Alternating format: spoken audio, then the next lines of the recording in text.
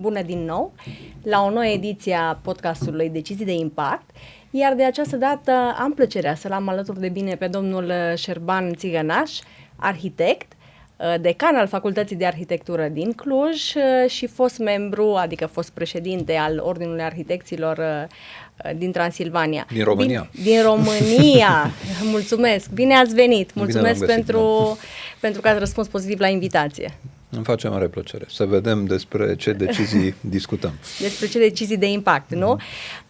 Se vorbește foarte mult despre dezvoltare în Cluj și se dezvoltă într-adevăr multe proiecte frumoase, unele foarte frumoase, altele mai puțin frumoase.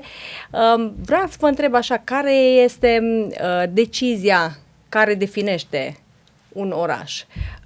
Discutăm mai mult despre dezvoltare sau despre direcție? Decizia potrivită. Un oraș este o complexitate extraordinară, istorică, socială, economică și mai pot pune multe caracteristici, a cărui soartă nu stă într-o singură decizie. Deci e foarte greu de spus că există o unică decizie, cea mai importantă, care trage după ea succesul, reușita, dezvoltarea durabilă și așa mai departe a unui oraș. Dar dacă ar fi totuși să punem așa problema ce e mai important, părerea mea este că pentru un oraș e extraordinar de important să aibă o strategie pe termen lung, evident și pe termen mediu și chiar și pe termen scurt, dar o strategie căreia să fie consecvente toate deciziile, toate celelalte decizii. Deci decizia strategică, să spunem, de a avea o strategie bună și de a urmări și a nu renunța la ea sau o schimba, evident, adaptându-te, pentru că sunt foarte multe lucruri care sunt imprevizibile și în politică și în economie și în situații globale care sunt peste ceea ce putem noi decide într-un oraș sau altul. Corect. Dar lipsa de strategie este gravisimă, în opinia mea. Ești ca o corabie fără pânze, deci pe care o duce marea unde vrea să o ducă sau fără cârmă. Și lipsa de consecvență, deci a schimba strategia sau nu ține cont de ea, din nou este lipsită de benefic, deci asta ar fi răspunsul meu. Schimbă toată direcția inițială, da, exact. Cum îți dai seama că o strategie e bună, asta e o discuție lungă. Cum se construiește o strategie, poate e o discuție și mai lungă, dar din păcate... către cine, în mod sigur, e o discuție la fel de lungă. Aici e o problemă să ai cu cine, nu să o comanzi, pentru că o strategie nu este un desert pe care îl comanzi bucătarului. Făm o strategie bună, ci o strategie trebuie să fie construită cu foarte mulți oameni din toate zonele, sectoarele economice, sociale. Nu trebuie să lase pe nimeni în urmă. Deci sunt lucruri complicate aici. Trebuie ținut cont de fiecare aspect. Evident. Din realitatea locuirii. Evident. Și aș spune că Clujul este un oraș care, deși și-a construit în urmă cu vreo peste 10 ani, mai mult de 10 ani în urmă, o strategie, nu prea și-a urmărit-o. Adică a făcut-o și a băgat-o în sertar pentru că, deși a fost un exercițiu extrem de interesant la ora respectivă de construcție a strategiei, care a implicat în special universitățile și diverse grupuri din care fac parte toți cei care contează și care își conduc segmentul, a fost un exercițiu fără precedent, însă din perspectiva urmăririi ei de către implementării de către administratori, politicieni și așa mai departe, n-am văzut consecvența asta. Când spuneți strategie la care au lucrat atât de mulți profesioniști, vă referiți la planul mare de dezvoltare la punct sau la o altă strategie? La mult mai mult. Planul urbanistic general este un instrument, este un document de urbanism, are legea lui, legea 350 și așa mai departe, care spune ce conține documentul respectiv. Este un document de reglementare. El îți dă reguli pentru construire. Da. Strategia e mult mai mult. Strategia spune ce își dorește să facă și ce ar trebui să facă orașul, care este viziunea. Și care, evident, trebuie, o parte din această viziune se manifestă prin construcții, dar sunt mult mai multe alte lucruri care țin de resursa umană, turism, de retenția, de tipurile de activități economice, de retenția tinerilor valoroși și așa mai departe. De chiar și demografia este o problemă strategică la un moment dat. Așa este. Înțeleg. Și dumneavoastră simțiți așa, v-am simțit așa, cu o oarecare părere de rău, pentru că s-a muncit mult, bănuiesc că era o viziune mult mai eu o să vă arăt complexă. cam cât de mare era strategia respectivă, așa, dacă ar fi să deci s-a lucrat foarte mult, a fost un exercițiu coordonat de o echipă din Universitatea Babeș-Bolyai, de Călin Hințea, care e și specialist în domeniul strategiilor și care a reușit foarte echilibrat să angreneze o serie întreagă de oameni care se pricepeau la ceea ce era domeniul lor. Și de-aia spun, a fost un exercițiu fără precedent.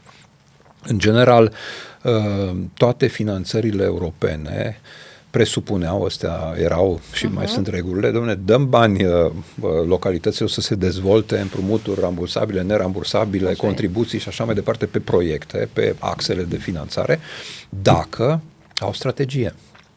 Și atunci, foarte multe localități din România și-au făcut o strategie de complezență. Adică au scos la licitație, oamenii, cine vine o echipă, ne convinge, încasează niște bani, s-au dat bani de la Bruxelles pentru a avea strategii. Bineînțeles, cu cele mai bune intenții. Și unii și-au făcut strategii, au luat-o, mulțumim, uitați, avem strategie, o băgăm în sertar și facem ce știm noi. Ori asta este reproșul pe care îl aduc și Clujului. Evident că anumite elemente au fost preluate, nu pot să spun.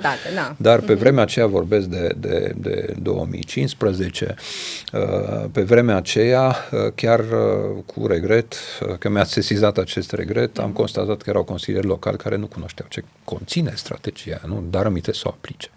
Pentru că noi tot puneam întrebări, noi, diversi, între care și Ordinul Arhitecților și așa mai departe. Ok, această decizie este consecventă cu deciziile strategice și așa constatam că acele decizii strategice, acele linii, de fapt, aprobate de Consiliul Local, sau altfel spus, nici măcar nu știau ce au aprobat. Am înțeles. Au aprobat ce li s-a spus să aprobe, da. Corect. Și acum, poate având o privire de ansamblu și de atunci trecând câțiva ani, aveți așa un răspuns din ce cauză nu s-a dorit implementarea? Bănuiesc că era o strategie de care erați mulțumit, o viziune frumoasă pentru Cluj. Erau niște lucruri importante. E foarte greu de identificat o cauză. Acum știți că puterea dintre cauze.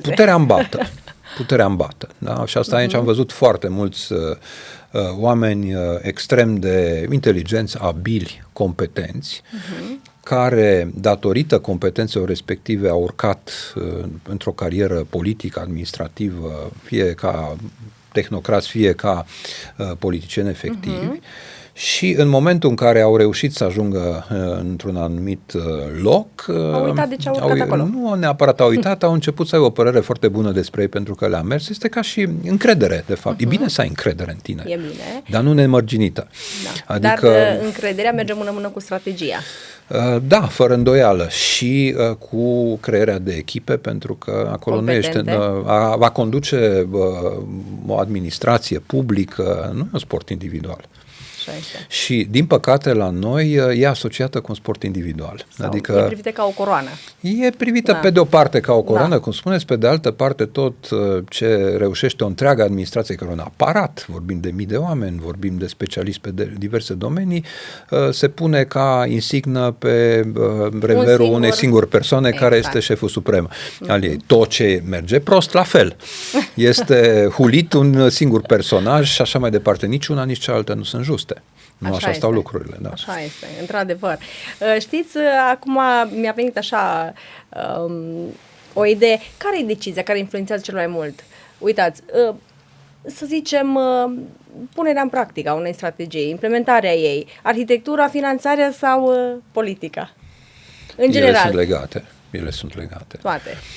Sunt perfect legate, deci politica este inevitabilă, este complicată, zona politică și care se traduce după aceea în administrație este un teren al imperfecțiunii și toată lumea spune că atunci când există un consens prea evident, ceva nu e în regulă. Da. Adică e adevărat că poate să existe anumite lucruri pentru care deciziile par a fi evidente, adică să nu ne dorim un război, să nu ne dorim o catastrofă, să prevenim niște lucruri care sunt să combatem o pandemie, să nu știu, cine se poate bucura de așa ceva și poate spune că... Dar dacă o idee, există doar o idee, înseamnă că doar unul gândește. Evident. Deci în zona politică, evident că tensiunile, echilibrul sau cel puțin prezența într-o balanță a puterii și opoziției, din nou e sănătoasă și se vorbește mereu de această alternanță la putere care se poate la un moment dat genera lucruri sănătoase. Competiția e sănătoasă. Nu?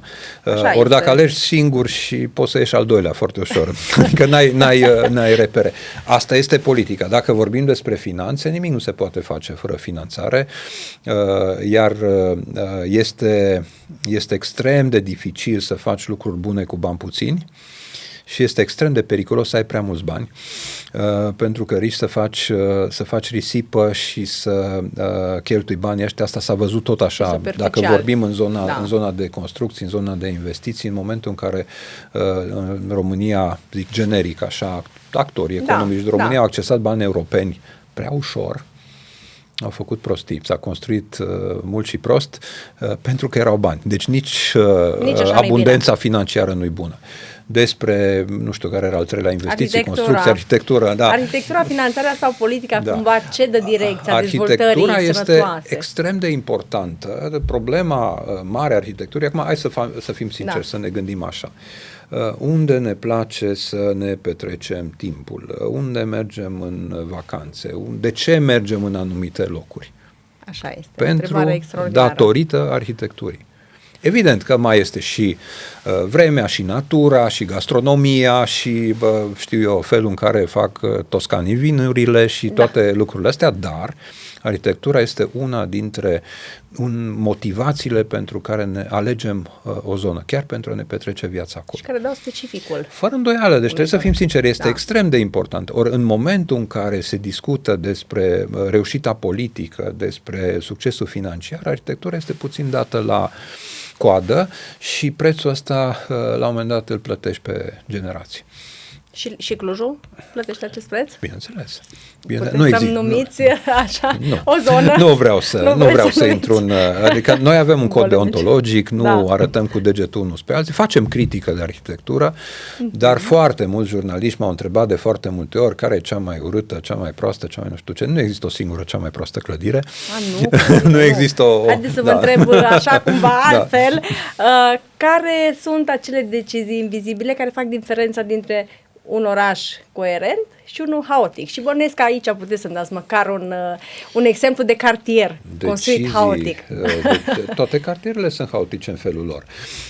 Decizii invizibile. Acum, haideți să vă explic o chestiune istorică. Să vă explic, nu sunt la catedră, ci discut despre lucruri pe care le trăim cu toții și le putem înțelege dacă le privim dintr-o anumită perspectivă. Perioada postbelică din România, care a coincis în mare măsură, mă refer la al doilea război mondial, cu regimul comunist, a impus o economie centralizată și o decizie centralizată, care evident are multe beneficii pentru coerență. Dar, Doamne ferește, ca direcția să fie proastă.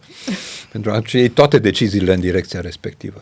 Avem cartiere realizate în sistemul respectiv de planificare centralizată, care evident le admirăm și ne apar foarte coerente, pentru că decizia stătea într-un singur loc, investitorul era unul singur și modul de repartiție a finanțării, a banilor și așa mai departe a permis ca lucrurile să se facă cap-coadă. Sigur că nu numai sistemul comunist sau socialist sau cum se spune spunem. Comunismul era la orizont și socialismul era prezentul care tindea să, știți, teoriile și ideologia respectivă. Bun. Sigur că nu e doar acest sistem. Acolo unde a existat o putere financiară și o decizie foarte puternică, s-au putut realiza lucruri mai coerente, s-au putut realiza cartiere, cum spuneți dumneavoastră, întregi, după un plan prestabilit, respectând niște reguli, urmărind regulile. În momentul în care economia de piață și concurențială și așa mai departe a intervenit, noi n-am mai știut ce să facem. Și atunci a apărut ceea ce noi numim acum haos, dar care nu este neapărat haos, este reflectarea fizică, transpunerea materială a concurenței. Și acum vine, hai să spunem, ingredientul. Dacă această concurență este loială și dacă se petrece într-un mediu coerent în care nu schimb regulile în timpul jocului, dacă nu există corupție, în cazul în care unii primesc drepturi mai importante, au randament mai bun decât alții, atunci și această formă coerentă de dezvoltare spațială, de construire, de imobiliar și așa mai departe, duce la rezultate bune. Frumoase, da. Exact. Da. Deci nu trebuie să fie doar un singur creier așa care gândește cartiere întregi sau așa mai departe, cum povesteam înainte. Dar dacă lucrurile apar haotice, înseamnă că ceva nu e în regulă. Înseamnă că regulile se aplică doar sau regulile nu sunt bune, sau ceva nu e în regulă, regulile sunt bune, dar păcat că nu se aplică. Există alte forme de a juca pe piața imobiliară care avantajează pe unii, exclud pe alții, sau că negocierea urbanistică, ăsta e un termen care pe mine mă preocupă foarte mult, această negociere nu se produce în termeni performanți. Negocierea, repet, între toți cei care doresc și pot să construiască, evident, cu scopuri economice, cum este firesc, și cei care administrează și trebuie să asigure jocul fair play. Bineînțeles. Știți, se spune că avem probleme de dezvoltare, dar s-ar putea, poate, să avem o problemă de percepție, de înțelegere. Și aici le avem pe amândouă, da. Da, le avem pe amândouă, în regulă. Aici vreau să vă întreb cât de importantă este educația clientului și a dezvoltatorului în aceeași măsură. Clientului final, mă refer, a beneficiarului final și a dezvoltatorului proiectului. Nu știu exact cum să răspund. Și ce ar trebui să înțeleagă concret despre arhitectură, că aici vreau să mergem în zona de arhitectură. Știți că pe partea cealaltă de utilitate, de... Bun, hai să o luăm așa. Răspunsul scurt este extrem de important. Extrem. Adică unde nu există educație, nu poate exista performanță, nu poate exista coerență. Așa e. Și educație de foarte multe feluri. Deci nu e vorba doar de cultură generală sau cultură specifică a construirii, e vorba la un moment dat și de experiență și de puterea de a compara, de opțiuni, nu? Pentru că oamenii își aleg multe lucruri, își aleg locuința, așa este. Își aleg cartierul, își aleg beneficiile, familia, adică consoarta, consortul, își aleg școlile pentru copii, nu neapărat școala primară, care ar trebui să fie cea de cartier, dar liceu, școală, universitatea, toate lucrurile astea sunt opțiuni. Ori educația este extraordinar de importantă. Ce e foarte important este să înțelegi drepturi și obligații. Când vorbim de construire, că asta e zona discuției noastre, drepturile și obligațiile vin la pachet. Nu există drepturi fără obligații, nu există obligații fără drepturi. Așa este. Ori, există o confuzie majoră în România, despre care se discută, se încearcă diverse modalități de corecție. Dreptul urbanismului sau dreptul urban este o știință nouă în România, are vreo mai mult de 10 ani de studii universitare la București, dar încă nu a produs efecte. Trebuie să treacă niște ani. Există 3 tipuri de drepturi fundamentale. Este dreptul de proprietate legate de imobiliar. De imobile, da. Este dreptul de proprietate, este dreptul de folosință și dreptul de construire. Ele au legătură unele cu altele, dar sunt complet diferite. Așa e. Ori, după nu știu câte decenii de comunism, dreptul de proprietate a fost considerat că le conține și pe cel de folosință a proprietății și pe cel de construire, pe terenurile în proprietate sau de proprietate absolută, de drepturi absolute asupra bunului imobil. Adică pot să demolez, pot să construiesc, pot să înlocuiesc, pot să fac altceva. Nu e așa. Fără să mai întreb pe nimeni nimic. Sau, mă rog, rog, să te revolți dacă primești niște condiții sau ți se impun niște reguli, știi? Pentru că sunt foarte mulți oameni, și aici ai vorba de lipsa de educație și de incultura construirii, au zis, domnule, dar de ce ăla de acolo a putut construi atât și eu pot construi doar atât? Pentru că hai să ne uităm pe un plan urbanistic, hai să vedem în ce zonă este terenul tău, hai să vedem ce condiții parcelare există acolo, ce condiții de infrastructură și hai să vedem unde este și să vedem că orașul nu e omogen. Nu e la fel peste tot. În anumite locuri se poate construi cu o anumită densitate și recomandabil și e prost dacă nu o faci. În alte locuri nu se poate construi și nu e recomandabil și e prost dacă o faci. Deci lucrurile astea trebuie să le înțelegi, e o cultură generală care, în opinia mea și nu numai a mea, ar trebui să se învețe la școală. Nu, cum să spun, la școală, înainte de universitate, pentru că altfel nu poți fi cetățean. Nu poți să operezi. O să te revolți, o să fii nemulțumit, o să forțezi, o să corupi. Nu-ți plac regulile, însă regulile ne oferă o fluiditate. Evident. Și o organizare, tot pentru bunul trai. Regulile trebuie să fie bune. Și asta e o discuție foarte importantă și aici pun un bemol și vă spun în felul următor. În momentul în care, în anii 90, s-a construit noua legislație pentru urbanism. Deci dezvoltarea urbană, care a fost adoptată în primii ani ai anilor 90, legislație de urbanism, legislația autorizării construirii și așa mai departe, lumea n-avea practică, era confuză. Și administratorii publici nu considerau că trebuie să cheltuie bani pe planuri urbanistice care există o proporționalitate. Planul e mai bun dacă plătești cât trebuie. Așa e. Dacă, vorba prietenilor mei englezi, you pay peanuts, you get monkeys. Deci, dacă nu plătești cât trebuie, n-ai cum să obții un document de sinteză de importanță crucială pentru localitate, ori nimeni nu știa cât e prețul corect. Da, corect. Și era vremea prețului cel mai mic, achizițiilor la prețul cel mai mic. Primarii, și acum mai au sloganul, eu sunt primarul care face, nu care vorbește. Ori dacă faci fără să gândești, mai bine nu faci. Deci sunt lucruri de genul ăsta, țineți minte. Eu am astupat gropile, eu am făcut șoseaua, nu știu, ălălalt a cheltuit banii comunității pe un plan urbanistic. Ăla nu ține de foame, ba ține. Pentru generații întregi. Deci este crucial. Ori, fundamentarea dezvoltării în România s-a făcut pe planuri urbanistice generale, ieftine, pripite, făcute de unii și de alții, la prețul cel mai mic, ca să fie făcute, cum ziceam, de strategie, că e în sertar. Consecințele sunt, în caz că întreabă cineva, sunt dezastroase și acum. Ori aceste planuri urbanistice, sunt din ce în ce mai bune, dar nu excepționale, pentru că au produs efecte.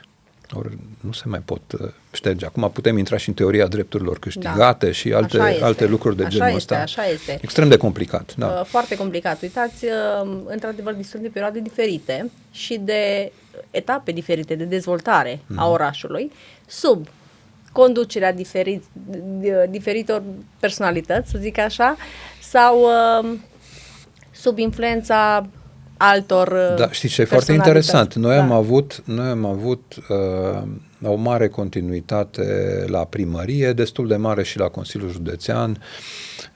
Deci, practic, am avut în Cluj foarte puțini primari și destul de puțini președinți de Consiliul Județean. Mă refer la cei care nu au ajuns la pușcărie.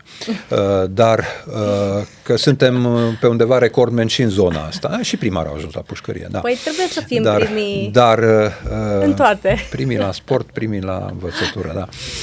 Primii la corupție și primii... Da, bun. Trecem peste asta, că nu-i de râs. E chiar o chestiune dramatică. Da. În momentul în care am avut o conducere stabilă, deci un traseu în ăsta de ani de zile, nu știu câte mandate, unul după altul, s-au petrecut două fenomene contradictorii.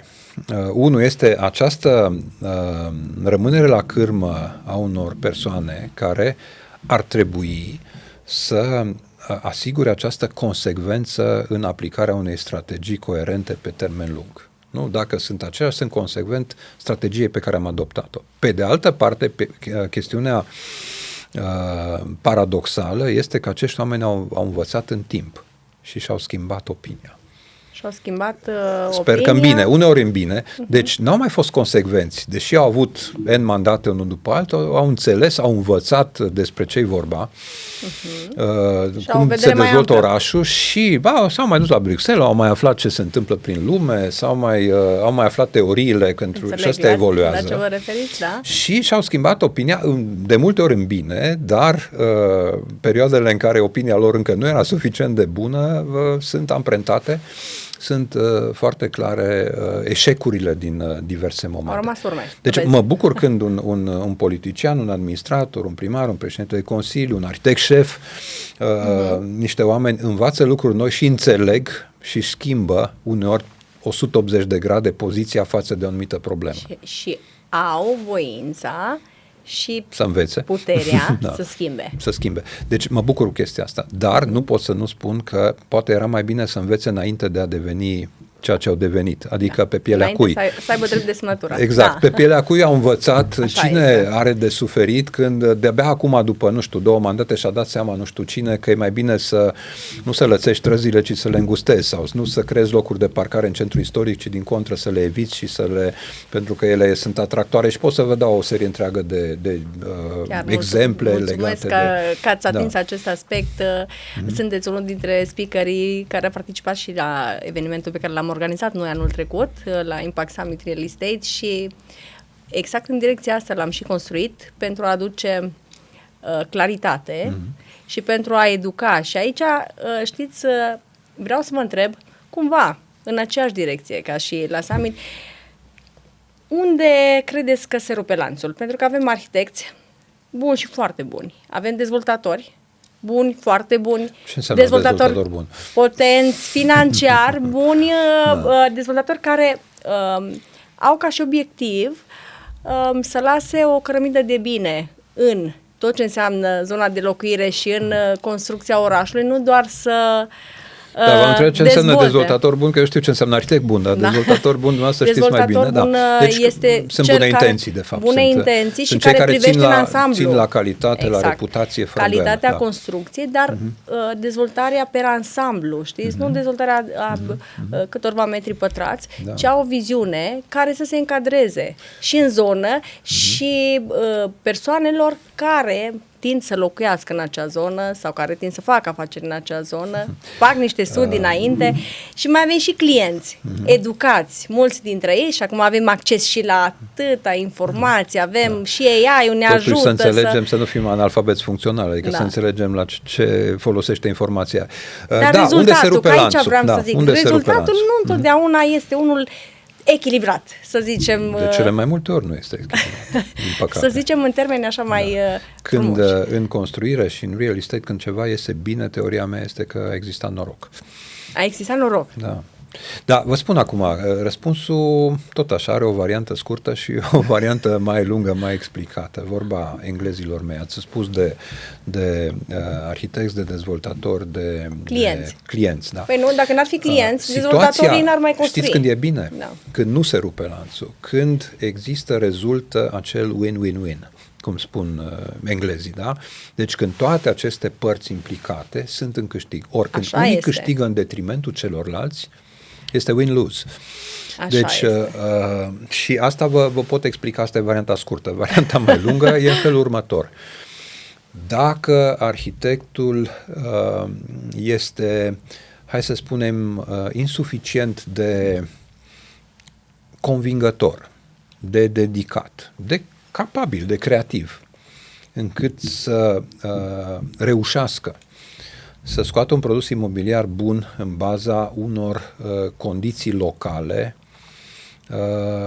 economice, sociale, cunoscute, acceptate. Deci, dacă arhitectul nu reușește să răspundă bine, suficient de bine temei. Pentru că suntem în România, suntem la Cluj, există o piață, există o anumită putere de cumpărare care nu e aceeași. Particularități, foarte multe lucruri de genul ăsta. Deci, evident, încep cu profesia mea și a celor ca mine, care dacă nu reușim să înțelegem ce ni se cere sau dacă acceptăm să facem orbește ce ni se cere, fără să avem subtilitate, dacă nu reușim, și aici fac o paranteză care cred că explică foarte bine natura profesiei noastre. Cumva să demontăm obiecțiile, Noi trebuie să fim tot mai buni de la fiecare proiect încolo. Așa. Da? Avem o carieră care durează 40 de ani, știu eu, o durată normală pentru un arhitect în putere. Cu fiecare proiect trebuie să învățăm ce a mers bine și să augmentăm, ce n-a mers bine și să eliminăm. Ori dacă facem consecvent lucrul ăsta, atunci evident că progresăm și că lucrurile vor fi tot mai bune. Iar o firmă de arhitectură în care se construiește o cultură a construirii trebuie să fie foarte atentă și să nu coboare ștacheta. Că nu e ca la niște sportivi care, un fotbalist care azi e în formă, mâine nu e în formă, a avut nu știu ce gânduri, a jucat prost, îi stătea capul altundeva și a dat pe lângă minge. Așa. Nu ne putem, mizele sunt de altă natură. Și la fotbal există mize mari, dar nu vreau să fac comparația asta pentru că meciul ăla a trecut, l-am uitat și dacă a fost bun și dacă a fost prost, ori construcțiile nu le putem uita, trăim cu ele pe zeci de ani, pe toată viața. Nu le demolezi după deci asta este o problemă a arhitecților. Dacă arhitectul, chiar dacă este un arhitect bun, creativ, știe ce ar trebui, dar nu reușește să-și convingă clientul, este sub papucul lui, clientul îl tratează ca pe cum să spun eu, ceva inevitabil, adică am nevoie și de asta, că știu eu bine, dar n-am ștampila lui sau semnătura lui sau pun responsabilitatea în cârca lui sau el discută cu autoritățile, eu n-am timp și chef și m-ar costa mai mult. Nu e bine din nou, adică trebuie nici arhitectul să nu accepte, de fapt așa spun mulți, dacă nu accept proiectele, mor de foame, dar accept proiectele, dar trebuie să conving și să știu, nu numai să conving, cum să spun eu, un gol, să știu cum să-i rezolv problemele, pentru că o arhitectură bună, bine înțeleasă de dezvoltatori, îi va aduce profit. Arhitectura vinde, ca să mă exprim așa. Și profit și reputație. Și profit și reputație. Ori, sigur că există acum problema investitorului. Unii investitori, unii dezvoltatori, unii oameni care au avut succes în real estate și au vândut un bloc, după aia au făcut bani, au făcut două, le-au vândut tot așa. Progresul este exponențial. Așa este. Acolo capătă atât de multă încredere, exact ca și politicieni, încep să le știe pe toate. Și ce încep să facă acești indivizi care le știu prea bine pe toate? Încep să decidă ei cum să fie arhitectura, ei știu mai bine ce cumpără românul, încep să păcălească, să găsească tot felul de modalități prin care păcălesc clientul. Adică știți vorbele alea de tipul afară e vopsit gardul sau parapetul balconului leopardul, și înăuntru cu totul altceva. Deci sunt foarte multe construcții noi care au dovedit în ultimii ani că sunt perisabile, se perimează, se deteriorează mai repede decât construcțiile făcute acum câteva zeci bune de ani, dar făcute consistent. Făcute după o strategie. Exact. Asta este o chestiune foarte clară. Cât privește clientul, utilizatorul, acolo este iar o discuție. În România, oamenii cumpără de pe hârtie lucruri care nu există. Prostia asta nu o face mai nimeni în lume. Mai sunt, doar că sunt alte foarte puțini garanții. Foarte puțini. Alte garanții. Acum, dumneavoastră sunteți în domeniul ăsta și am avut discuții cu agenții sau agenți imobiliari și care au lucrat în, nu știu, America de Nord, de exemplu, sau în Occidentul European. Ei trebuie să ofere și ei garanții. Așa este o profesie ca și a mea în care ar trebui să aveți asigurări.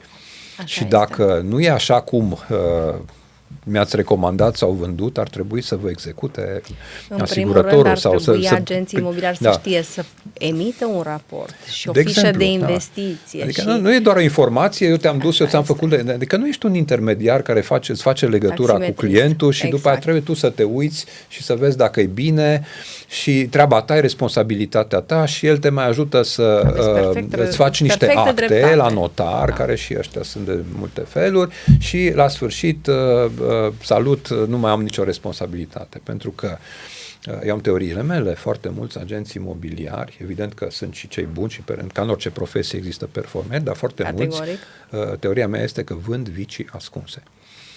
Deci, fără să fie conștienți, măcar. Mai rău și dacă sunt conștienți și o fac deliberat. Adică, dacă vă uitați la anunțurile imobiliare și la tranzacții și la Eu am avut mulți prieteni acum în perioada recentă care îmi spuneau, sunt într-un moment în care îmi caut locuința și așa mai departe. Am spus, succes, o să vezi că ai putea chiar să ajungi în depresie. De ce? Pentru că ceea ce găsești pe site-urile de profil și ceea ce se întâmplă în realitate este la o mare distanță. Așa este. Exact așa cum te duci în vacanță, te uiți pe, nu știu, Booking sau habar n-am ce, travel agency, îți arată camera de hotel cu vedere la mare și te duci la fața locului și avem și o cameră din aia, dar tu primești o alta. Deci cam așa e și în domeniul ăsta, care nu, pe partea aia nu vede marea, care n-are decât o fereastră mică în care nu încapi, ca să deschizi dulapul trebuie să închizi ușa și așa mai departe. Și de câți n-am pățit lucruri de genul ăsta? Se minte. Nu sunt cursuri. Se minte, se păcălește. Și dacă sunt, să știți că nu se doresc a fi urmate. De ce? Pentru că un curs serios durează și e mult de învățat. Haideți să vă spun, pentru a medita asupra unei chestiuni. Să zicem că avem un produs imobiliar. Așa e. Nu știu, un bloc de locuințe, să zicem, da? Sau o casă. Cât câștigă agentul imobiliar sau agenția procent din valoarea tranzacției? 2%. Între 1 până la 4-5% depinde. Din valoarea respectivă. Știți cât câștigă arhitectul? Uimiți-mă. Jumătate din acest procent.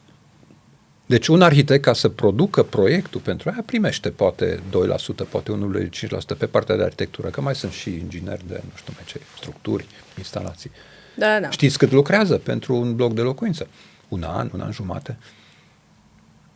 Lucrează intens, face documentații, urmărește șantierul, mai vorbesc peste un an jumate de proiectare, autorizare, mai vin vreo 2 ani de construcție. Așa este, deci, în medie, deci aș lucra eu, când spun eu, profesia mea și cei care sunt ca mine, câștigăm niște bani pe care agentul imobiliar îi poate câștiga în 2 săptămâni. Iar efortul lui, asta e proporția, efortul lui comparat cu, nu zic competență, sau că avem competențe diferite. Așa și respect talentul acelui agent imobiliar care vinde. Efortul lui cuantificat în ore de muncă nici nu poate fi comparat. Nu, doar că efortul și valoarea agentului... Adică comparăm mii de ore cu 10 de ore. Valoarea agentului într-o tranzacție pe care o face rapid și capacitatea de a genera finanțe pentru a valorifica acel proiect se află în ore petrecute anterior. Sigur, dar și la mine se află în orele de școală. Că medicul, cum să spun eu, nu se apucă de medicină în momentul în care începe să mă opereze pe mine. Nici arhitectul. Evident că și agentul și are o experiență, are o pregătire, sunt capabil să înțeleg lucrul ăsta. Dar disproporția este evidentă. Unde credeți că se greșește valoarea serviciilor după proiectare sau considerați că nu se investește suficient de mult în zona de proiectare astfel încât să rezulte... Eu vă spun unde. Așa. Deci, eu n-am nimic împotriva. Mie nu mi se pare injust ca agentul imobiliar să câștige 3%. Mă gândesc. Mi se pare injust ca arhitectul să câștige 3%. Eu am înțeles perfect. Asta e chestiunea. Da. Deci n-am nimic, nu vreau să iau banii lor. Ei sunt extrem de importanți pentru investitor, pentru dezvoltator, ca să facă ca produsul să se vândă și banii să circule și să poată fi reinvestiți și așa mai departe. Cu cât aștepți mai mult, cu atât plătești mai multe dobânzi bancare, cu atât e mai neperformantă investiția și profitul scade. Deci eu vreau win-win-win, ceea ce v-am spus. Ori când sunt forțat de o anumită piață, iertați-mă doar să termin ideea, da, sigur, vă rog. De o anumită piață să lucrez subfinanțat, să risc, să-mi asum o serie întreagă de riscuri, de răspunderi pe care le am prin natura profesiei, pe care mi le dă legea ca arhitect. Știți cât timp răspunde un arhitect de calitatea produsului lui? Spuneți-mi. Durata de viață a construcției. Pe toată durata de viață a construcției. Noi nu supraviețuim construcțiilor. Producem construcții care trăiesc încă jumătate de secol după ce noi nu mai existăm. Așa spune legea în România. Cei care proiectează partea de structură? Tot așa. Tot așa. Da. E just? În alte țări sunt 10 ani. 10 ani apare și la noi în codul civil, de-aia vă întrebam. 10 ani. De structură. În legea noastră și în legile construirii din România e pe durata de existență a construcției. Deci, evident, dacă mai găsești arhitectul, dacă n-a murit de mult. Dar aici e problema. Dar noi și răspundem în fața unor chestiuni foarte serioase. Nu e numai structura cu tremurul și nu știu mai ce. E incendiu. E siguranța în exploatare, care înseamnă sunt parapeții destul de înalți, nu cade copilul peste parapet, nu-și prinde gâtul între barele de la nu știu ce și se sufocă. Aspecte nu, la care, se împiedică care nu se văd. Da, de trepte pentru că n-aveau dimensiunea care trebuie și dă cu capul de nu știu mai ce și sparge ochelarii sau rămâne acolo lat. Și chem doar dricul, că nu mai ce face. Deci sunt foarte multe lucruri de foarte mare, nu mai vorbesc de responsabilitatea morală, socială și așa mai departe, despre ce minune sau mizerie ai adus în oraș și la care noi toți ceilalți trebuie să o vedem în fiecare zi. Da. Și să o suportăm în fiecare zi. Nu, lucrurile sunt disproporționate și înțeleg perfect de ce sunt disproporționate. Și această disproporție vine și dintr-o anumită lipsă de educație. Pentru că oamenii plătesc sau valorizează ceea ce le aduce un profit imediat, vizibil, cuantificabil și nu înțeleg ceea ce este de fapt important și le aduce un profit pe toată durata lor de nu conștientizează exact. Profitul pe termen lung. Asta e problema. Da. Din păcate, în foarte multe aspecte, tendința este în această direcție, mai ales și în contextul dezvoltării tehnologiei și a includerii AI-urilor în tot ceea ce facem mai nou. Spuneți-mi, sunt foarte curioasă, dacă o decizie corectă se ia de obicei de către arhitecți, chiar dacă intră, să zic așa, în conflict cu identitatea și calitatea unui proiect. De obicei, dacă se ia decizia corectă din punct de vedere arhitectural și dacă sunteți de acord că cele mai valoroase proiecte sunt acele proiecte în care ai capacitatea să decizi ce păstrezi și la ce renunți. Adică ai tăria de a-ți impune punctul de vedere și de a-ți asuma argumentarea. Lucrurile sunt complicate pentru că construirea este o complexitate care are un număr proporțional de decizii. Deci foarte multe decizii. Aproape inevitabil, într-un lanț atât de important de decizii, unele vor fi scripitoare, eventual, altele vor fi bune. Eu mă refer la decizia strictă a arhitectului, că până la urmă el are foarte pune multe decizii de luat. Eu asta spun. Am înțeles. Deci, imaginați-vă când noi pornim discuția, când foaia albă, nu este nimic acolo. Da? Ori gândiți-vă, fiecare linie pe care o trag nu e o singură decizie, sunt mai multe decizii în spatele ei, sigur că metaforizez.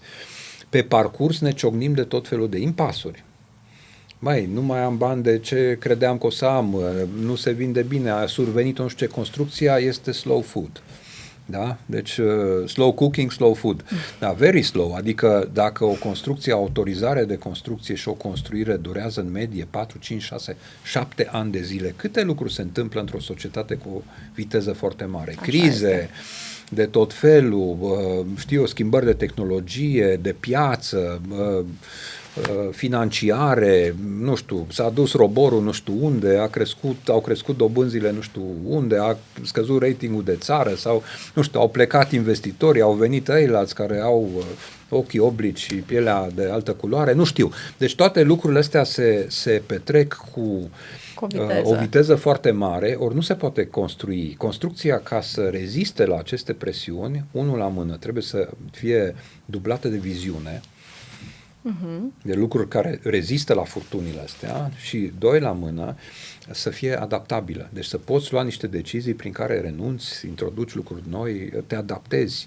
Deci arhitectul ar trebui să fie un problem solver, un bun strateg și care să poată să judece în situații de criză sau în care balanța nu se oprește, înclină și într-o parte și în cealaltă, să apese bine pe o parte și asta e modul nostru de operare. Ori acest mod de operare presupune să avem puterea și să ni se dea încrederea să facem asta. În general, nu avem puterea pentru că banii nu sunt la noi. Și în general știți că cine plătește, hotărăște. Da? Ok, e adevărat până la un punct, dar ar trebui să nu hotărească fără o consiliere solidă și fără să înțeleagă că poate n-are toate datele să decidă bine. Și atunci, care aici este impactul ulterior? Asta e o problemă. Cealaltă problemă este, ok, avem decizia la noi, dar trebuie să știm să luăm aceste. Cum îți antrenezi capacitatea asta? Păi aici răspunsul este foarte clar, de aceea este o profesie de maturitate. Pentru că noi avem nevoie de experiență. Nu putem învăța la școală toate aceste lucruri, și asta e valabil în foarte multe profesii, decât trăindu-le. Și trăindu-le din poziția în care sunt adjunctul celui care lua decizie. Deci maestrul ia decizia, eu înțeleg de ce a luat decizia, învăț și când ajung și eu maestru peste niște ani la rândul meu, asta pot să fac lucrul ăsta. Lucrurilor. Evident. Așa ar trebui să se întâmple, ca toate aspectele să fie în bună rânduială. Evident. Astăzi deci fiecare vrea să fie maestru, dacă se poate peste noapte, și maestru pensionat la 30 de ani, dacă se poate, să lucreze de undeva de pe o plajă, dacă mai lucrează.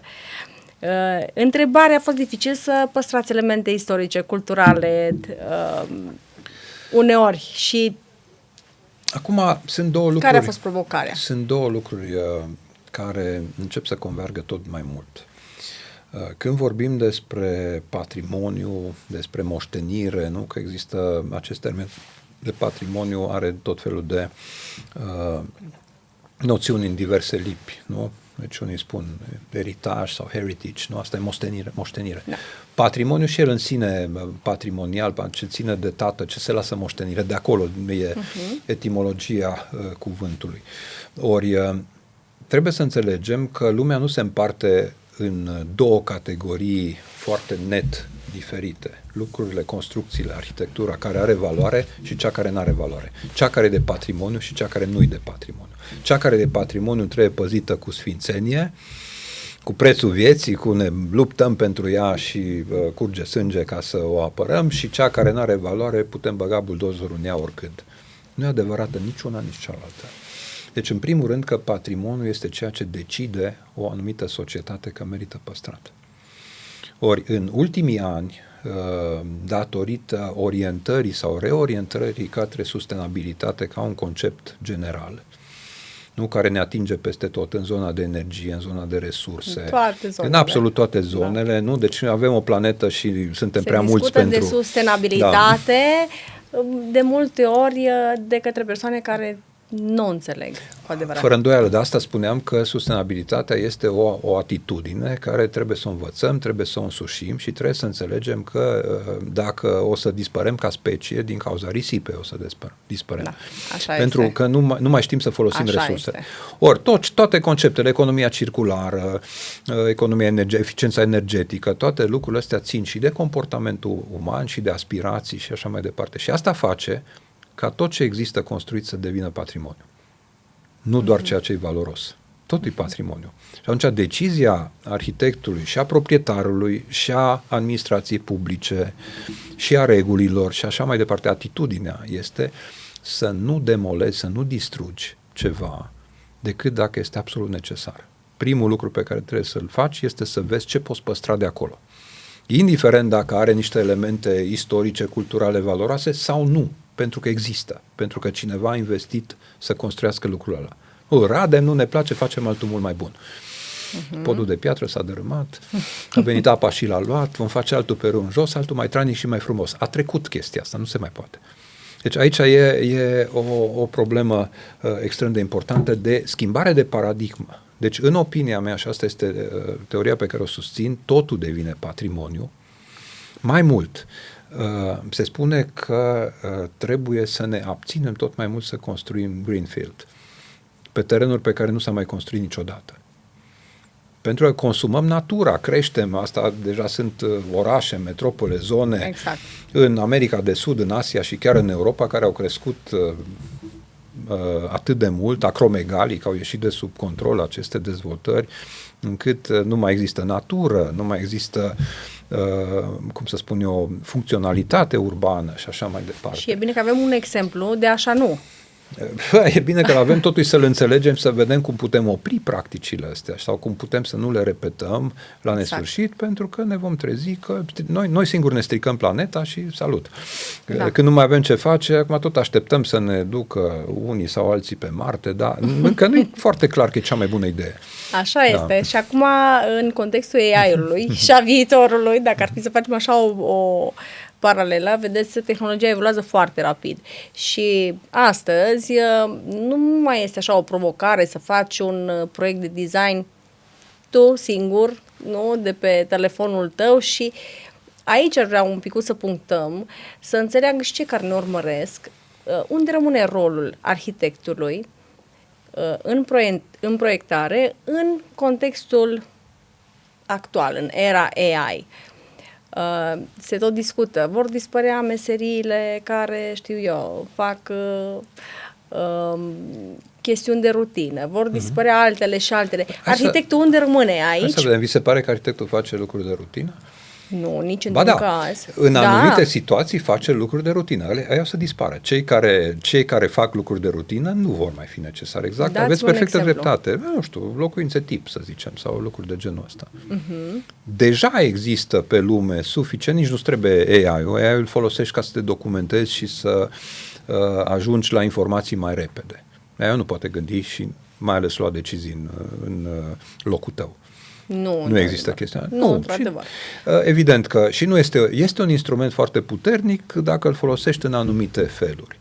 Ori, discuția este în felul următor. Evident că ea ne va face viața mai ușoară, în sensul că ne va câștiga pentru cei care fac arhitectură, va câștiga timp, consumând sau accelerând etapele de rutină, timp pentru creație, pentru a face arhitectură mai bună. Asta e pentru cei care vor folosi inteligent AI-ul. Adică poți să folosești inteligența artificială prost. Și chestiunea asta înseamnă să te îmbeți cu apă rece, să crezi că... Să crezi că e altceva. Câștigi mai mulți bani, te grăbești și așa mai departe. Dar nu o să mai produsul acela, nu are valoare. Nu-i nevoie de tine ca arhitect ca să cauți într-un catalog și catalog digital, electronic. Așa este. În internet să zici, ok, uite, ți-am găsit soluția. Asta poate tot mai mult să facă oricine altcineva. Soluții de catalog. S-a mai făcut așa mai departe. Ori, să adaptezi niște idei tematice, să vezi dacă tema de proiect e bună și justă. Pentru că în permanență când mă uit la ceea ce există, înseamnă că nu privesc la ceea ce ar putea să existe mai bun. Ori cum spuneam mai devreme, treaba noastră principală este să facem lucrurile mai bune decât s-au făcut până acum. Așa e. Ori asta este o provocare foarte dificilă, cred că orice profesie o are, dar noi avem în mod explicit. Da?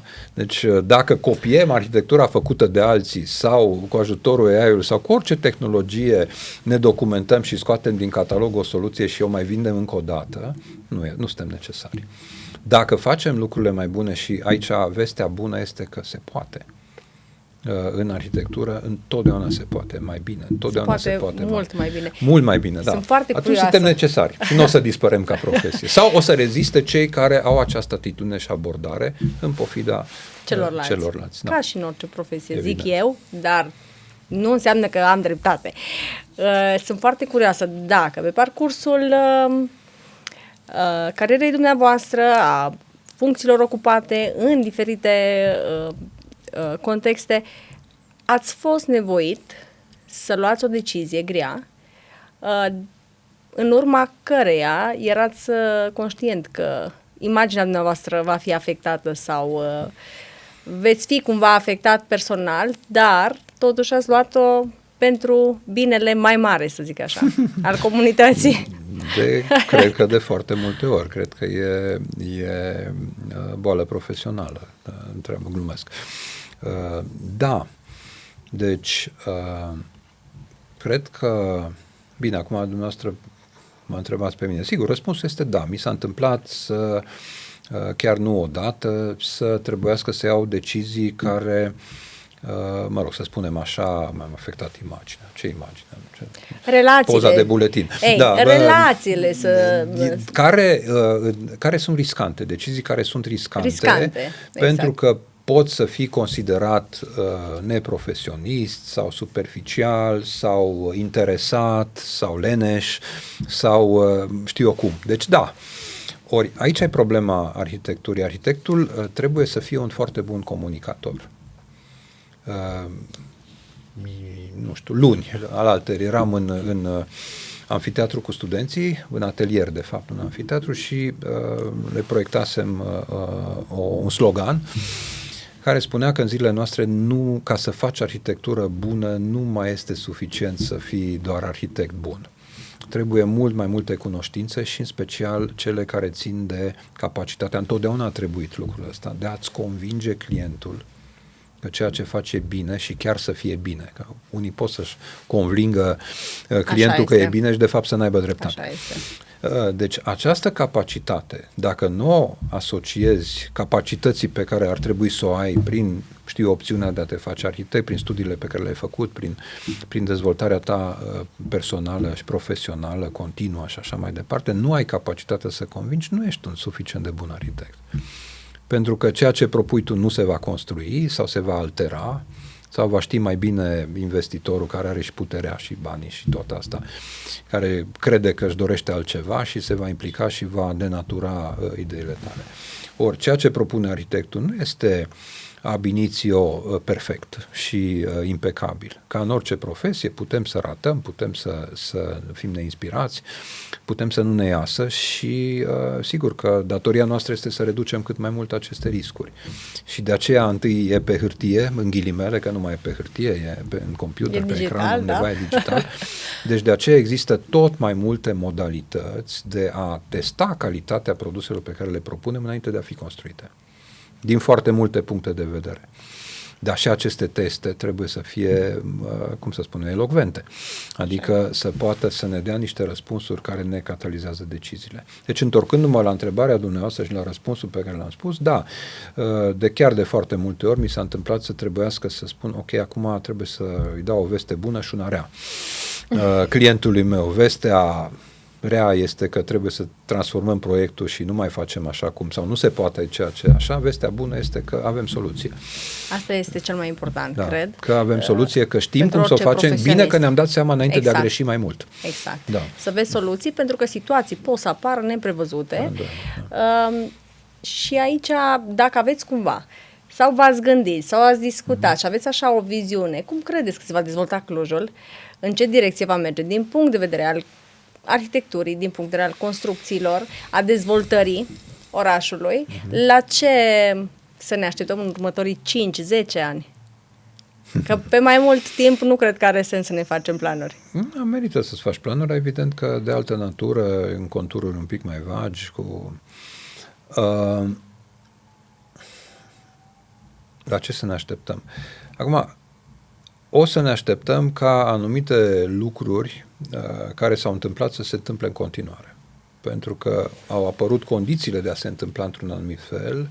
Aceste condiții s-au repetat suficient de mult ca să se construiască o anumită cultură, un anumit mod de operare și care în domeniul construirii se propagă în timp. Deci oamenii construiesc așa cum s-a mai construit. Și asta este evident. Asta e și mecanismul de transmitere al tradiției. Asta înseamnă tradiția. Să fac ce a făcut tata, care a făcut ce a făcut bunicul, care... Poate puțin îmbunătățit. Și așa mai departe. Da. Deci asta e tradiția. Da? Evident că peste tradiție se suprapune evoluția tehnologică, dezvoltarea financiară și atunci începe cealaltă discuție. Fac ce a făcut tata, dar mai bine decât el. Sau, dacă n-am înțeles bine, pot să fac mai prost decât el. Prost. Exact. Și tata a făcut mai prost decât bunicul și așa. Acum, întrebarea este, aici la Cluj, cine e tata, cine e bunicul, cine e nepotul și cum va putea duce această chestiune spre a înțelege niște lucruri și a le face mai bine sau a le face tot mai prost. Părerea mea este că suntem în prima situație.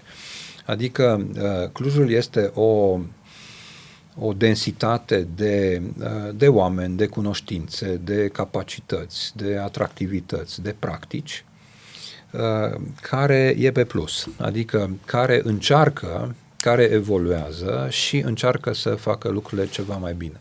Nu cu viteza cu care ne-am dori, nu similar cu culturile în care mergem în city break sau în vacanță și le admirăm și vrem și vreau o țară ca afară. Chestia asta nu merge, pentru că, de ce nu merge? Că ea s-au apucat de mult.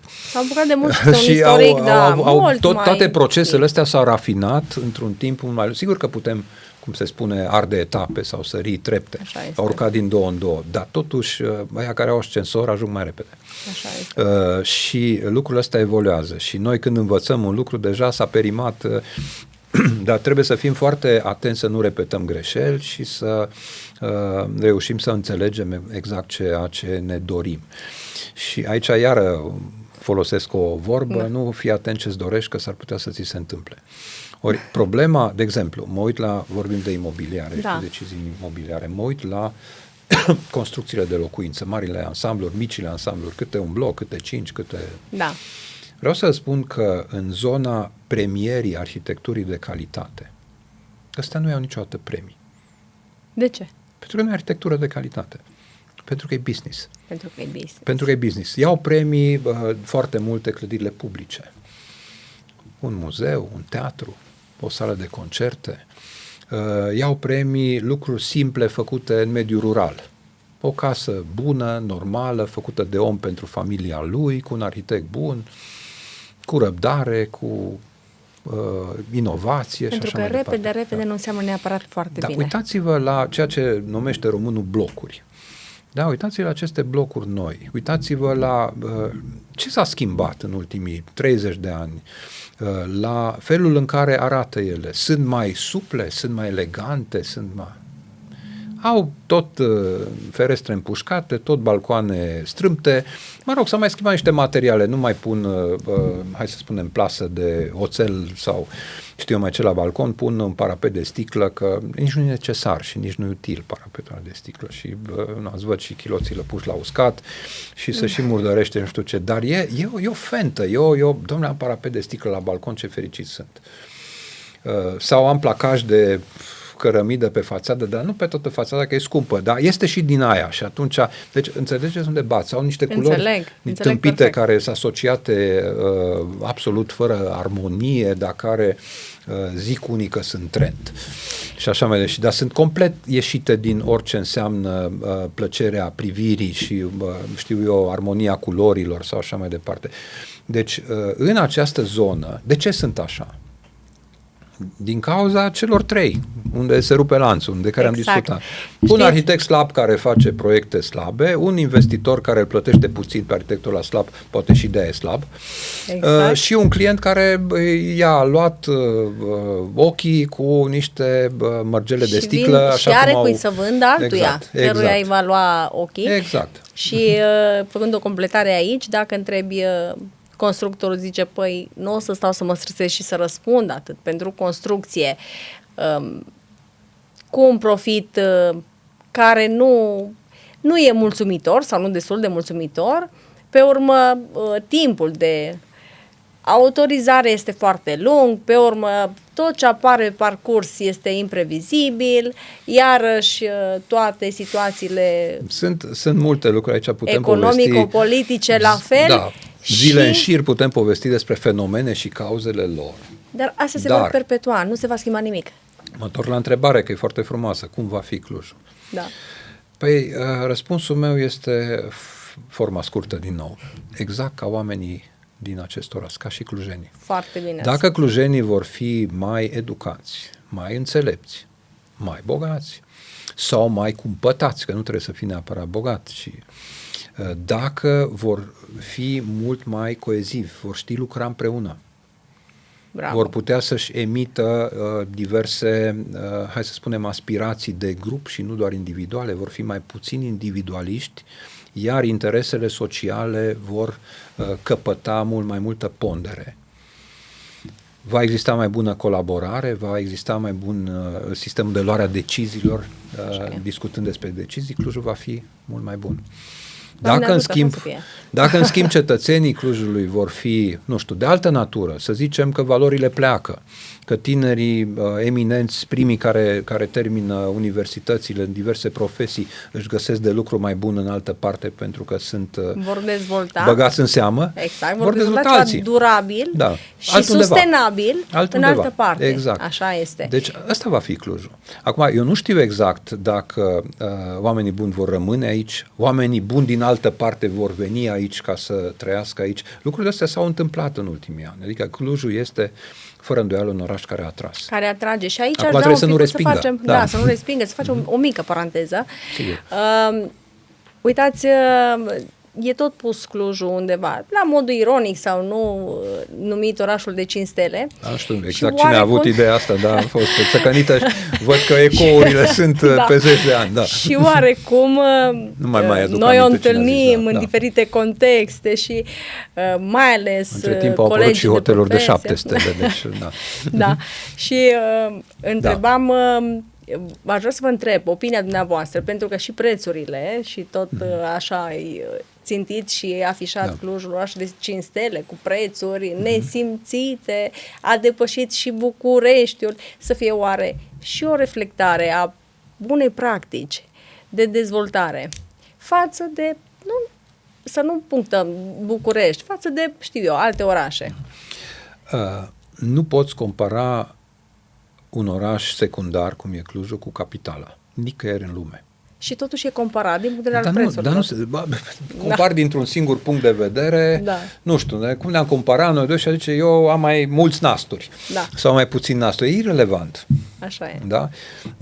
Pentru că dacă gândești după un singur criteriu, deci sunt locuri în lume care sunt mai scumpe decât altele. Dar există o motivație în spate și o putere de cumpărare, niște decizii. Lucrurile astea se pot inversa. O capitală are un metabolism complet diferit de un alt oraș secundar mare. Acolo se întâmplă niște lucruri pentru că e capitală.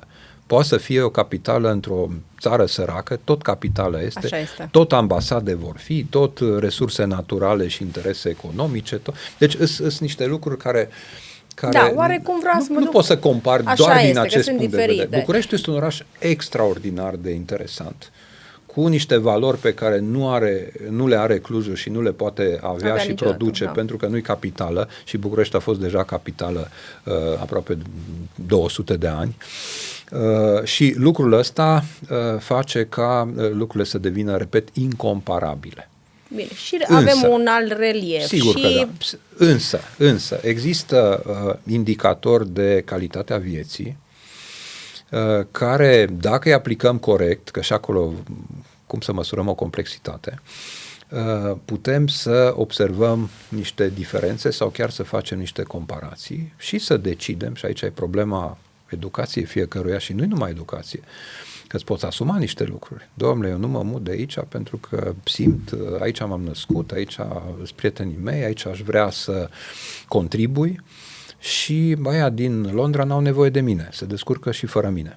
Ăștia de aici, nu știu, poate au nevoie într-un fel sau altul și în felul meu am resimțit și câtă nevoie au de ei și am încercat să-mi aduc contribuția. Deci sunt foarte multe moduri de a lua decizia. Un om nu pleacă imediat în secunda în care ceva nu merge bine. Sau unii da, alții ba. Da. Unii oameni au răbdare, unii oameni construiesc pentru familia lor, pentru că acolo e legată de, sunt niște criterii. Ori Clujul are foarte multe aturi. Clujul este un centru universitar, nu zic că e mai puternic de Bucureștiul, dar procentual e mai important. Avem un raport de studenți la populație mai mare. Asta înseamnă ceva. Are un tip de economie datorită acestei realități. Există, Clujul e un centru financiar foarte important, poate, avem aici cea mai importantă bancă din România, avem niște lucruri care, dacă ei să compari și în Bucureștiul sau alte orașe, cad nu? Să comparăm mere cu mere.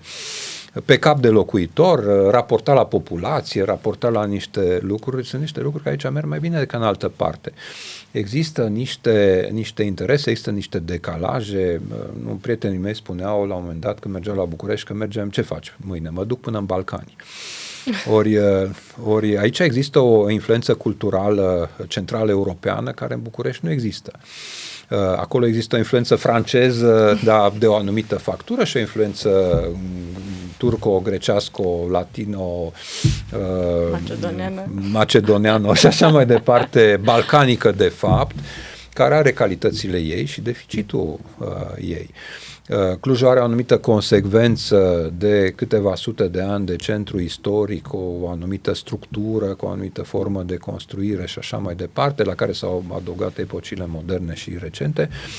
Bucureștiul a tăiat în carne vie, deci el a trebuit sistematizat ca Parisul lui baronului Osman, adică au tăiat axele și au creat niște inele de circulație că nu se putea umbla pe acolo. Clujul n-a avut aceste probleme niciodată. Bun, aici avem relieful care îl avem, Valea Someșului ne cam ține pe loc și nu e sănătos să ne ducem pe dealuri și să le ocupăm complet, pentru că nu o să mai avem peisaj.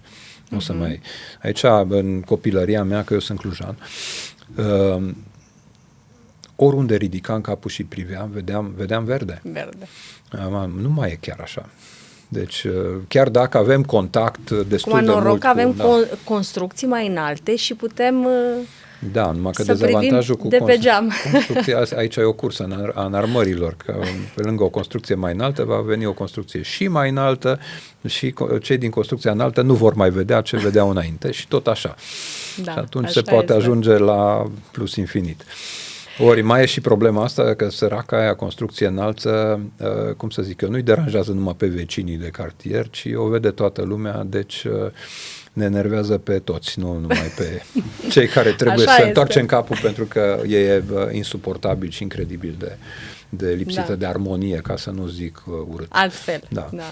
Ei, acum am vorbit despre decizii, despre responsabilitate, despre compromisuri care se fac, dar dincolo de toate astea, arhitectura nu înseamnă doar clădiri. Nu? Înseamnă identitate, memorie, stil de viață, felul în care trăim.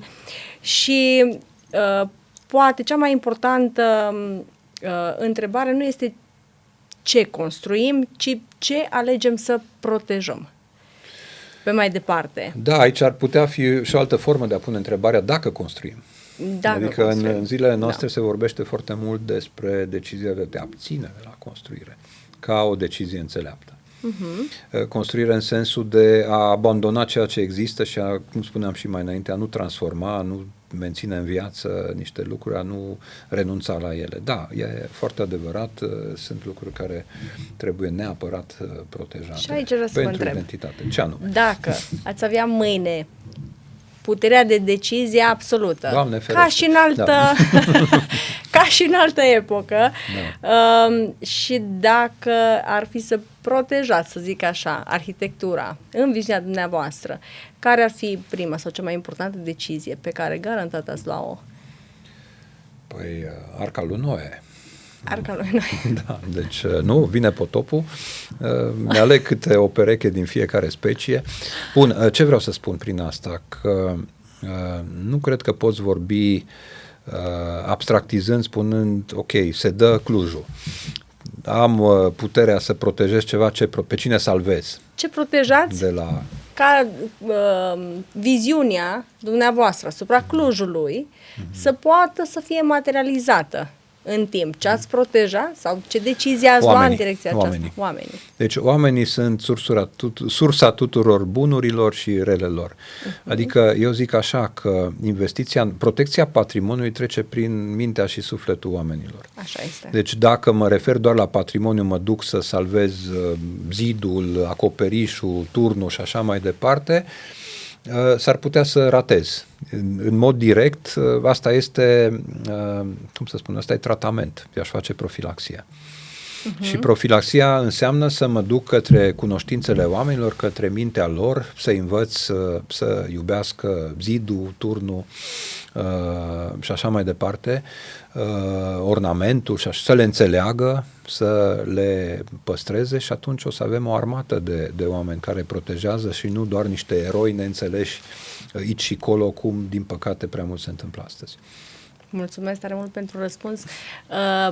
dacă ar fi să rezum toată discuția noastră de astăzi la o singură idee foarte importantă pentru mine, cu care plec eu cel puțin astăzi, este aceea că totul se face prin oameni și depinde de oameni și dacă vrem să avem un viitor mai bun, care să se petreacă într-un oraș care arată din ce în ce mai bine, va trebui să atragem persoane din ce în ce mai educate. Sau să-i producem. Și cu viziune sau să-i producem și să avem capacitatea să avem și o retenție destul de ridicată. Fără îndoială. Deci lucrurile astea care țin de resurse sunt absolut extraordinare, pentru că resursele sunt fără îndoială, sunt resurse naturale, sunt resurse materiale, avem patrimoniu, sunt resurse financiare, dar cele mai importante resurse care pot folosi toate celelalte resurse e resursa umană.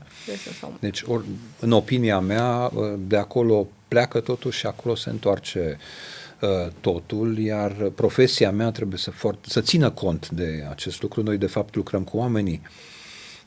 Nu facem, cum se spune, case pentru oameni, nu facem case în sine sau arhitectură pentru arhitectură, de dragul de a vedea o casă frumoasă. Noi le facem pentru noi. Tot e o artă foarte specială, cum o spun foarte mulți înțelepți, teoreticieni, oameni de cultură, care diferă de celelalte arte prin faptul că este puternic ancorată în utilitate. Adică tot ceea ce producem pentru că cineva are nevoie, nu numai că își dorește să privească un tablou, să asculte o muzică, să se bucure de dans sau de știu eu ce, de poezie. Deci, pentru că pur și simplu poți să schimbi canalul și ai scăpat de muzica care nu-ți place, nu privești tabloul care nu te interesează, ori cu arhitectura, evident că nu se pune așa problema. Și atunci această particularitate extrem de, gravitațională, nu? Deci orice arunci în sus cade jos și se sparge. Această presiune imensă asupra profesiei noastre, care în primul rând nu se poate exercita singură. Adică trebuie foarte mulți oameni ca să facă o casă. N-ajunge arhitectul. Da. Mai sunt alte profesii și multe profesii pe lanțul acesta al industriei, să zicem, a construirii, un ecosistem exact foarte complex în care noi avem un rol foarte important. Aș putea spune că cel mai important, dar nu e cel mai important în sensul că trebuie să-i agregăm pe ceilalți, dar fără ei nu putem. Adică nu e atât de important rolul nostru încât să putem suplini rolul celorlalți. Așa este, și una dintre marile calități, dincolo de comunicare de care spuneam, deci metaforic, un arhitect care desenează foarte bine, are idei foarte bune, este total insuficient. Mai trebuie să știm să lucrăm cu oamenii care contribuie la construire. Ca să poți să inspiri valoare, absolut. Deci trebuie să ai comparația cea mai frecventă pe care o fac. Exact. Este aceea că noi trebuie să fim compozitorul, să scriem partitura. Trebuie să o și dirijăm. Și uneori mai cântăm și la niște instrumente. Deci, în momentul în care, în orchestra pe care tot noi o dirijăm.